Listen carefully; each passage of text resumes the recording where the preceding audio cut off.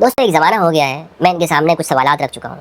یہ جتنے بھی فرقہ پرست ہیں ان کے سامنے میں نے ایک ایک کر کے سوالات رکھے ہیں. آپ یقین کریں آج تک ان سوالوں میں سے میرے کسی سوال کا جواب نہیں دیا. مجھے کہتے ہیں جناب فلاں بات پہ مناظرہ کر لیں، فلاں بات پہ مناظرہ. پہلے میرے اس سوال کا جواب تو آپ دیجئے. کوئی ایک روایت پیش کر کے لائیے ہماری حدیث کی کتابوں سے کہ جس میں امہات المؤمنین یہ کہتے ہوں کہ اہل البیت ہم ہیں. کوئی ایک روایت تو بتائیے کہ جس میں رسول اللہ صلی اللہ علیہ وآلہ وسلم نے فلاں فلاں سے کہا ہو کہ تم الصدیق الاکبر ہو، جبکہ میں نے آپ کو بتایا کہ رسول اللہ صلی اللہ علیہ وآلہ وسلم نے یہ ٹائٹل امام علی علیہ السلام کو دیا ہے. تو آپ جانتے ہیں کہ ایسا کیوں ہے؟ کیا آپ بتا سکتے ہیں کہ اس کی کیا وجہ ہے کہ یہ میرے سوالوں کا جواب آج تک کیوں نہیں دے سکے؟ کیا آپ جانتے ہیں کہ یہ آج تک کیوں میری گفتگو کا جواب نہیں؟ بسم اللہ الرحمن الرحیم.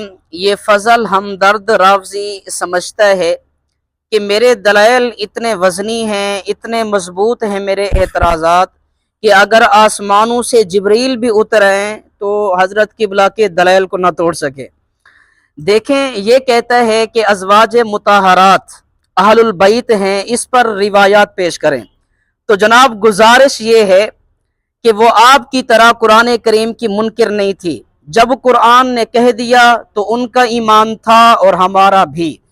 باقی حضرت علی المرتضیٰ رضی اللہ عنہ کے حوالے سے جن روایات میں آتا ہے کہ وہ صدیق اکبر ہیں تو ان روایات کی صحت ثابت کریں.